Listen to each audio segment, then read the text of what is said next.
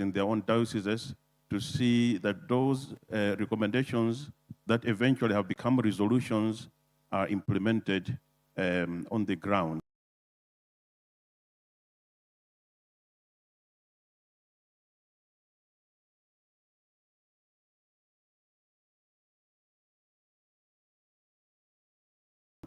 This is what I see. So what we're doing here is not something outside the box. It's part of the mission of the church to always see how we can improve on our pastoral approach on issues that affect our ministry in the church.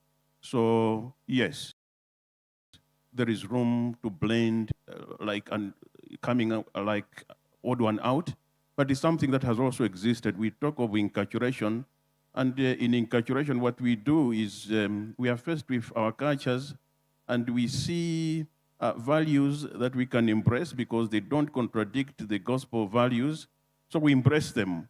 But where we have values that we see that they are in contradiction with our gospel values, then we drop them. So in this case, we are now brought to the challenge and attention of one cultural value that needs to be looked into, and if indeed it does not help us, the way we are bringing issues here, it's not something that we can promote in the church. There is no gospel value that says a young person should never give his or her suggestion. Actually, Jesus invited the young ones, let the young ones come to me, let children come to me. So in this case, I don't think that we will be in difficulties in trying to, first of all, understand what they are making as a submission here, and secondly, addressing it positively. I see that there is plenty of room to accommodate that in our pastoral approach in mission. I think that's my response at the moment. Thank you. Yes, and we are running quite short of time, and I want us to spend the last few minutes to talk about the personal challenges raised by the youth this morning in their report, in their summary of their deliberations given to the bishops. And one of the issues they raised was unemployment. Anxiety was the other. And I want us to start with Father Henry, because there's a question from a parishioner in Don Bosco Parish who says, many youths in Kenya today face severe unemployment, a rising cost of living, economic pressure. How can the church practically support young people in navigating these financial hardships without succumbing to societal pressures like corruption, quick money schemes, or compromising their Christian and religious values?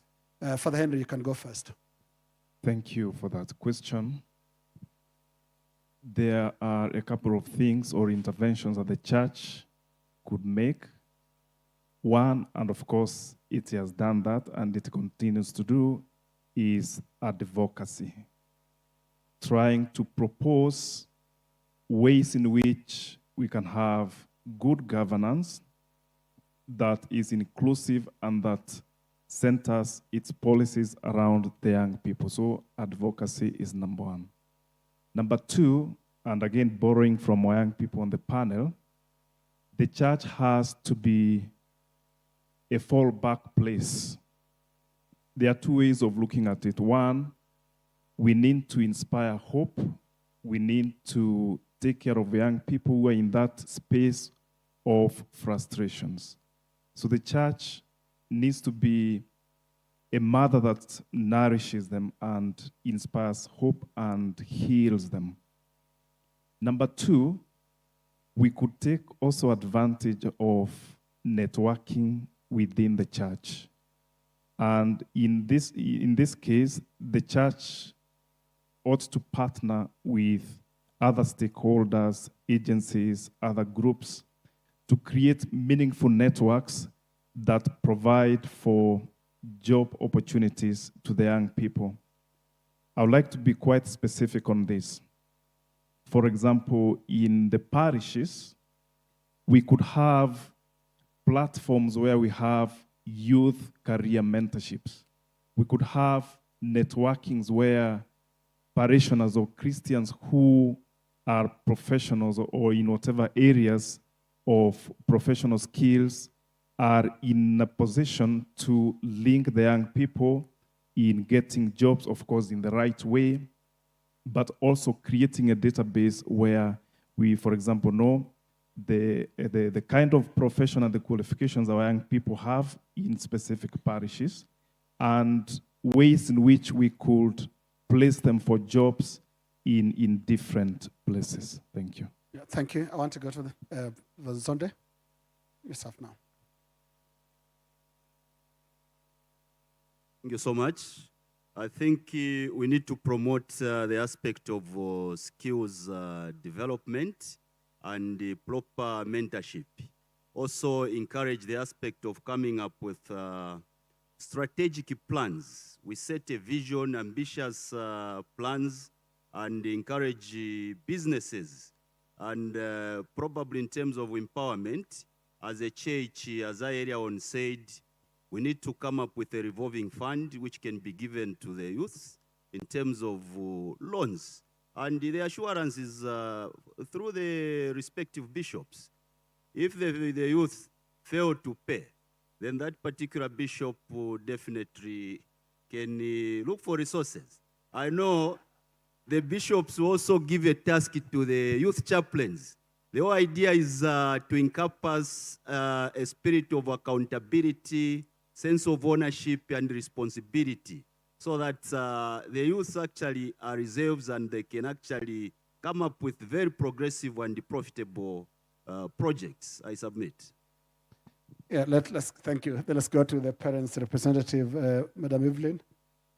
Your take on this whole question of compromising, the possibility of compromising Christian and religious values because of pressure, economic, unemployment, depression, and the likes. Thank you. I truly agree that unemployment is not only an economic crisis, but it also affects their dignity, their self-worthy, family formation, and also faith. And so it's an area we need to look back into.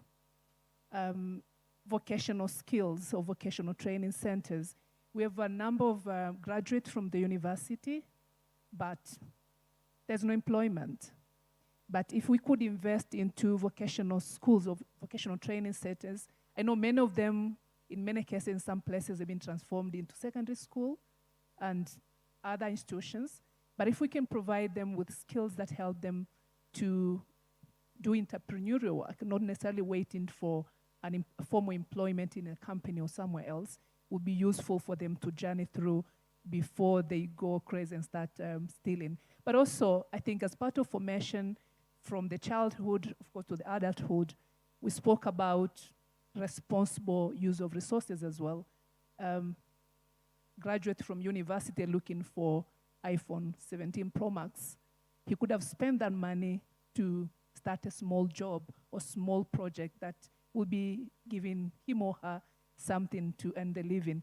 So the responsible use of resources, the little that we have, it's also something that is lacking in many cases. So I think skill training is critical from the young age through to the college. I submit. Yeah. Thank you, Evelyn. And now to the three representatives of the youth who are in this panel. One of the issues that has been raised by Evelyn here is, she says, yes, unemployment is a big problem, but so is irresponsible use of resources. Joseph.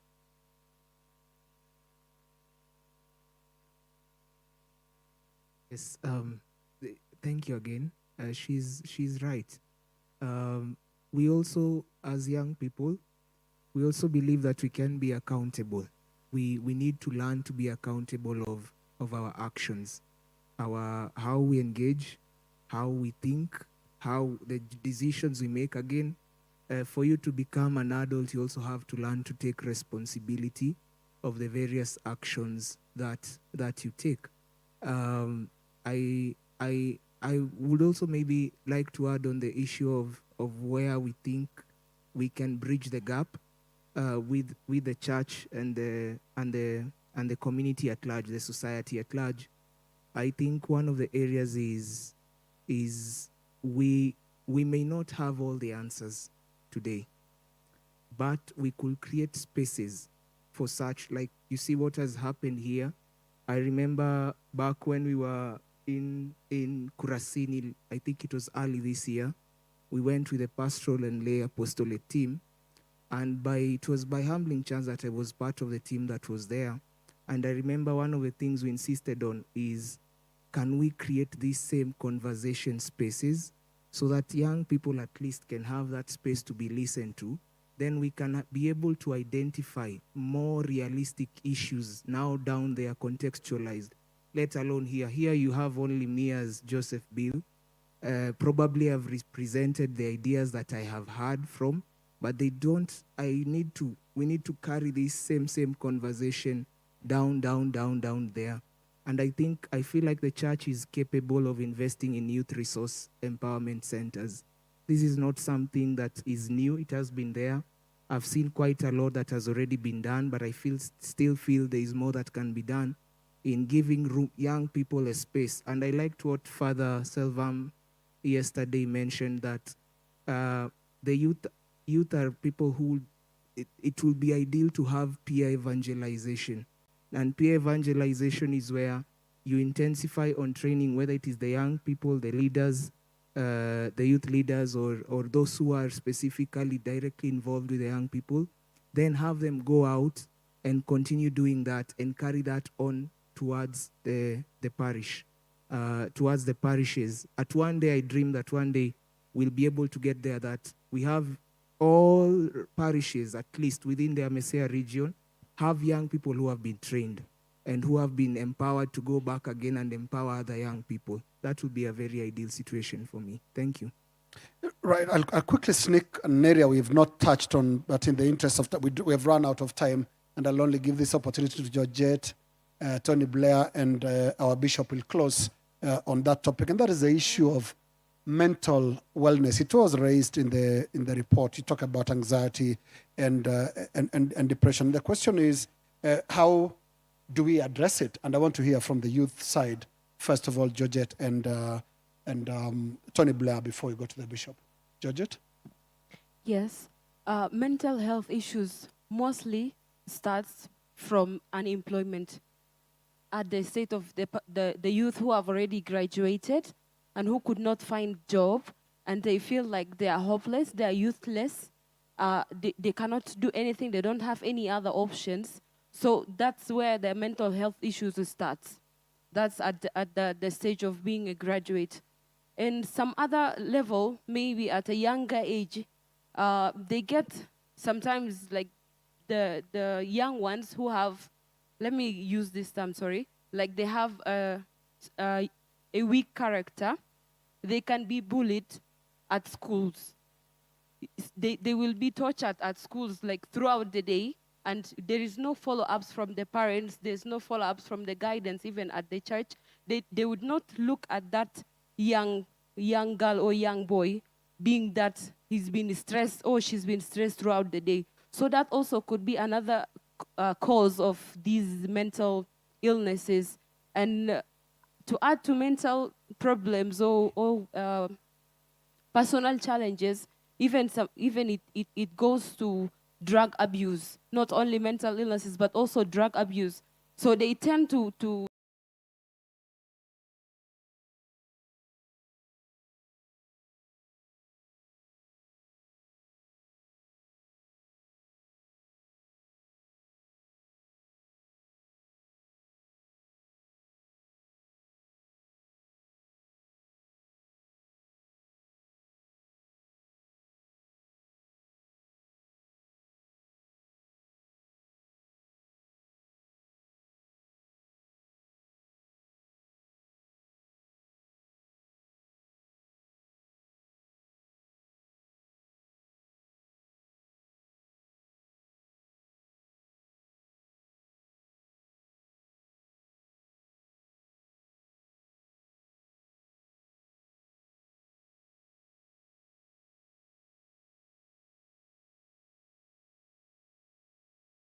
drugs as a solution. They think that it would be a solution for them, but it's not. It's an opening, like they're opening another gate for another complication.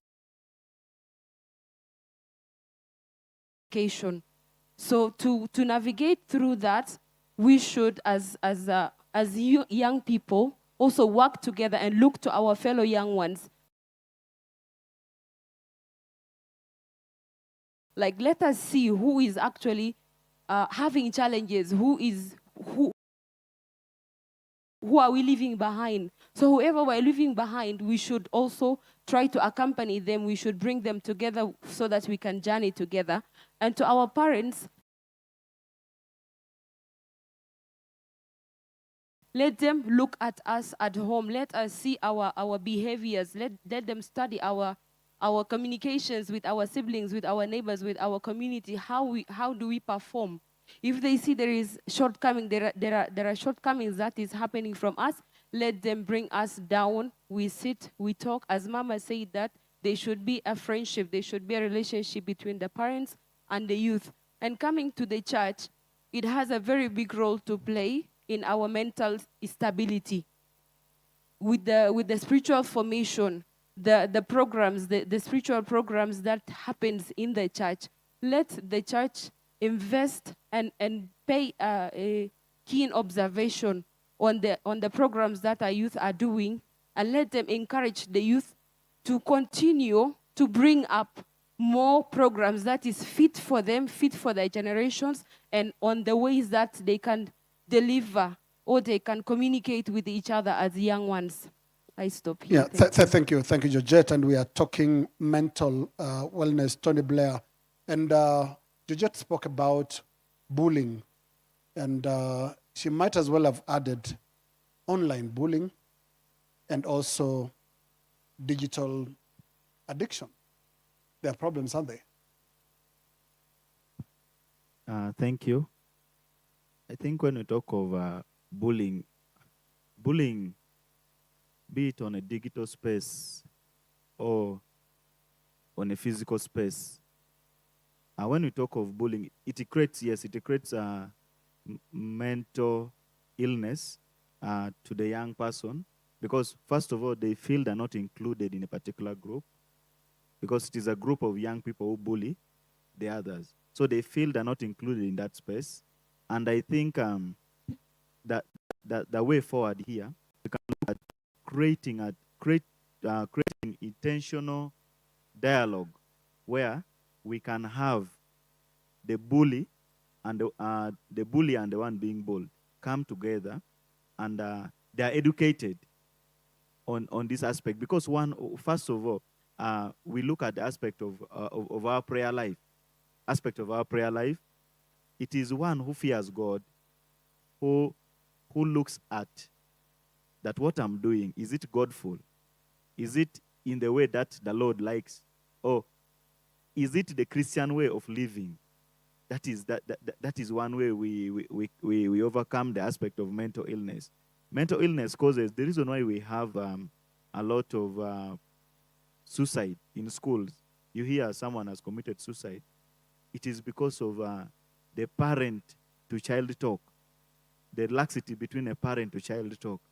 Most times now we have our parents, yes, they're busy, they're supporting us, looking for ways of supporting us in school. But when we come home, the parent leaves early, comes back late, before the child is up from bed. There is not that time that the child has with the parent to discuss matters that is arriving. Even the child may be saying that, I need to discuss something with you. Then the mother, maybe the father says, let me come back. Comes back when the child is already to bed. Wakes up again very early in the morning. So there is aspect of parental-child relationship that really needs to work. Because here we have to work together. Hear from me, advise me, and also orientation of the young people. Forming different groups, the church movements and associations, where the young person has that space to discuss their matters amongst themselves. Then they come up with possible solutions that can help this person who is suffering mentally, that can help them to feel that, yes, we are with you. I am not out of the community. Thank you. Thank you very much, Tony Blair. And our last contributor for this panel discussion will be Bishop Chaima. And Bishop, as you make your final comments, please respond not just to the whole question of mental wellness and what the church can do, but also on how the apparent clash between faith, Christian faith that is, and a very strong force of secular culture contributes to the kind of problems that we are talking about today, including mental problems. Bishop Chaima. Thank you. First of all, I wanted to assure the youth that the church now prioritizes mental wellness as one of the pastoral issues it should be involved in. That you should be assured. There were times where it appeared to be a social problem that has to do with some type of counseling that whoever is involved, even beyond youth, should get elsewhere. There were times, at least, maybe that was somehow the picture the church had. But let me tell you and assure you, on behalf of my brother bishops here, that pastorally we have seen how much this affects our youth, both within the church and outside the church. And wherever we see that there is something that is taking away the dignity of a human being, we come in, but from the pastoral aspect of approach. So it is our issue. It is not your issue only as youth. Be assured of this. And we agree with you that we must look at various aspects, factors, both in the church and outside the church, where probably you are not receiving enough support. So you have pointed out something that we already began to look at, the issue of the family setup and how much support you should be receiving from the parents and those in the family. Mama here has emphasized the issue of the relation of child-parent, that it should be emphasized beyond perfection. I think this is where therapy will begin from. But then secondly, on the part of now the church structures, yes, I'm not removing the family as part of the church structure. We ourselves in the church too, because of the strong chaplaincy that you are proposing here, and that we all agree with, these are issues that we should be looking at and not avoid. We should be closer to you, see what you're going through socially, economically, politically, and see how much we can accompany you. So indeed, this is a pastoral issue, and since you already have seen it to be a challenge, we can assure you you are not alone. And it's not a matter of just responding to you verbally here, but it's something that we should take as part of our pastoral programs in trying to make sure that you are safe and you are growing up in a safe space.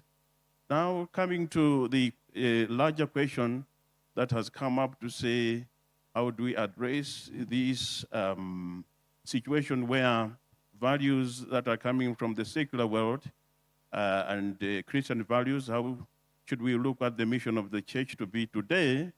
My answer would be that it all revolves at what the young people have brought about here, that they see, and this is why they are open with us.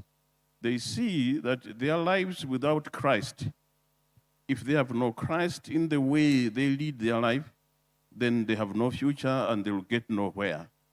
And we agree with them as their leaders. In this sense, what should be central in our plans as a church would be that at all times we should emphasize catechesis.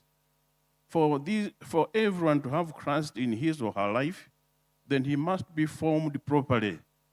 Because when you form somebody, what you are doing is you are forming a character, a personality that individual will never lose, within or outside the church. And if you see what the missionaries struggled to do when they first brought the message of the church or Christian message, it was to form the character of an individual. So wherever we have our institutions, including our parish setup, catechesis should be at the center of our pastoral ministry. And here we are talking about now catechesis to our young people. Our young people should meet, encounter, experience the love of God, experience the love of Christ, and we can only do that not only by forming their intelligence in class where we have provided primary school, secondary school, or tertiary level, and we leave out the aspect of our young people encountering Christ and seeing that they are safe with Jesus Christ and no another value. Because then they will be able to reject anything that contradicts what they hold to be a value in them. So what I think we should be doing and planning, and perhaps this is where our resolutions will also be attentive to, is our youth have given us where they are today and what they are facing. What is it that we can do to respond so that they indeed become rooted Christians and Catholics, whereby whenever they face anything, whether within the church or outside the church is closer to them, and then they are also safe, even where things are that they meet of innovation, they're new, including things that they meet digitally. So this is what I think is key to what we are discussing, not only in this panel discussion, but our conversation that we are encouraging between ourselves as the leaders and then the youth themselves on matters that involve them. Thank you. Thank you. Thank you very much, Bishop Chima. And of course, this conversation extends to our eminent audience of eminences and excellencies. And we have not had an opportunity to engage the audience with questions. But I just want to give an opportunity to one Archbishop. I don't know whether Archbishop Moheria, if he can be given a microphone right there. And the question to you as we bring this conversation to a close is coming straight from the recommendations of the youth. And one of the things I heard them raise is absence of genuine youth engagement. And the word they underlined there is genuine. And from my understanding of what they were saying, they feel youth are involved almost as a token. It's tokenism, just tick the box that they were engaged. How do we move this conversation we've had here to genuineness that the youth are seeking at Bishop Moheria?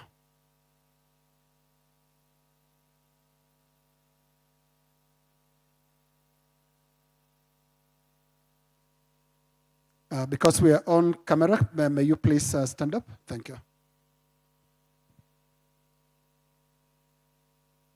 Let's pass one of the microphones, the handheld, to him.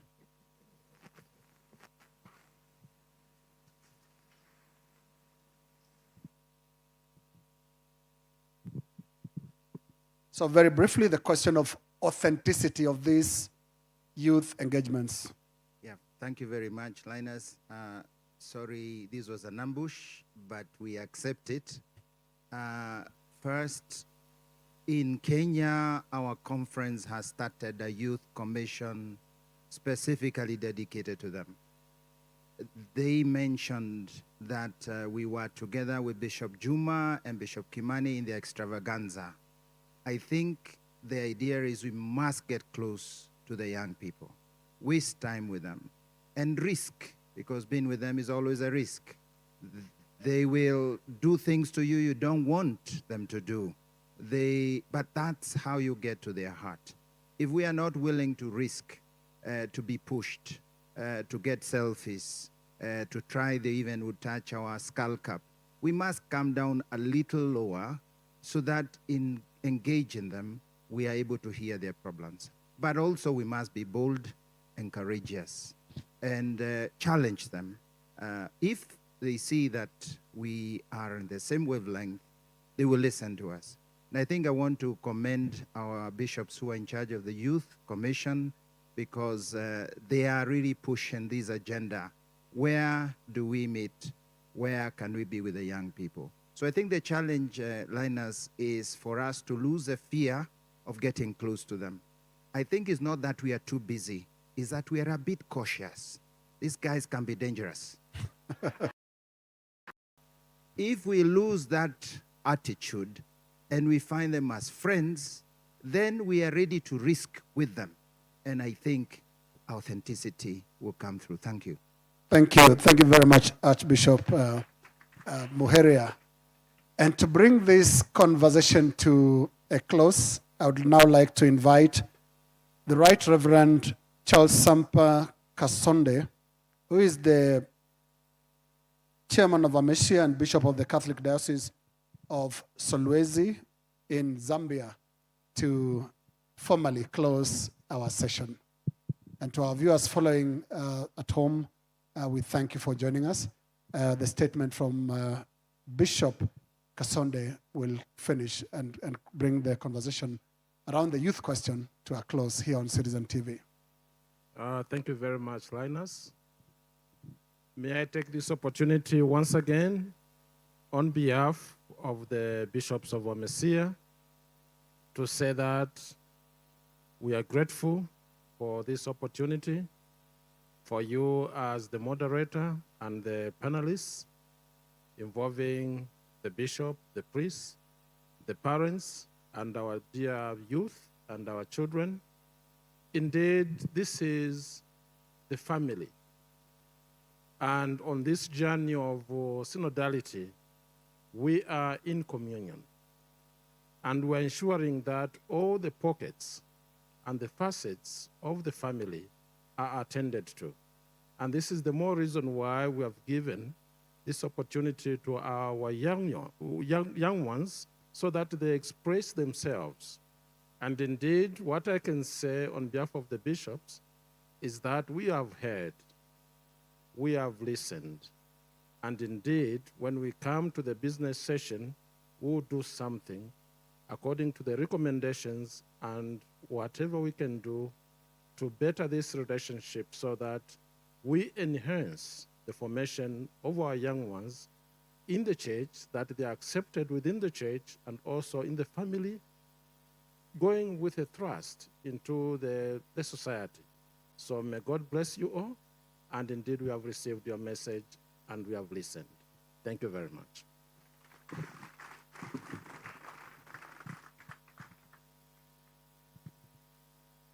Thank you all very much. Thank you.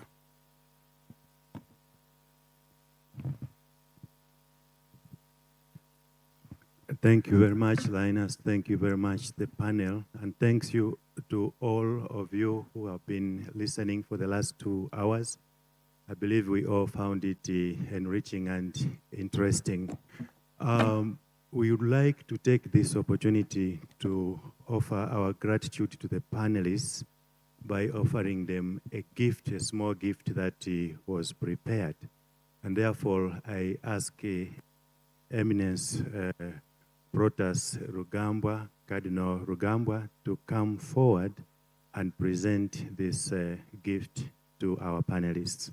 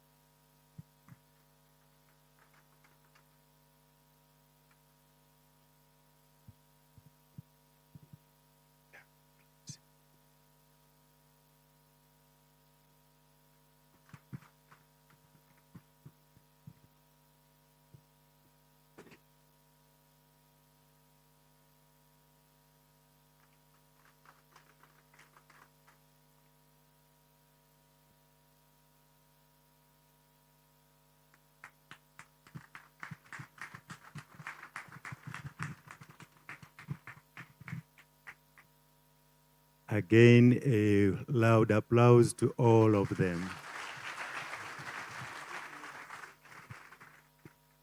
Thank you so much, Cardinal Rugambwa, for your generous availability, but also to Linus. Linus, thank you so much for your availability, and we are very grateful to you on behalf who is representing Citizen TV. Thanks for your support.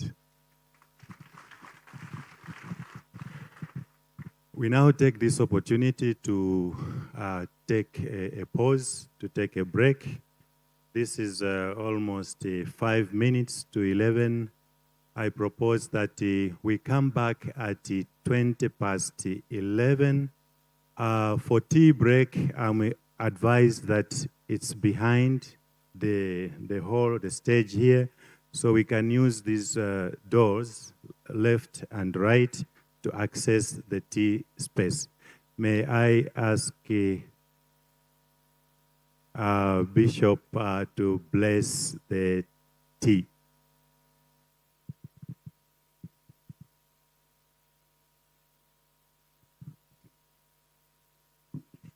In the name of the Father, and of the Son, and of the Holy Spirit, gratefully we thank the Lord and say together, Hail Mary, full of grace, the Lord is with you.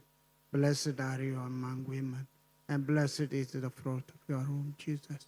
Holy Mary, Mother of God, pray for us sinners, now and at the hour of our death. Amen. Mary, seat of wisdom, pray for us. In the name of the Father, and of the Son, and of the Your Excellencies, the chairman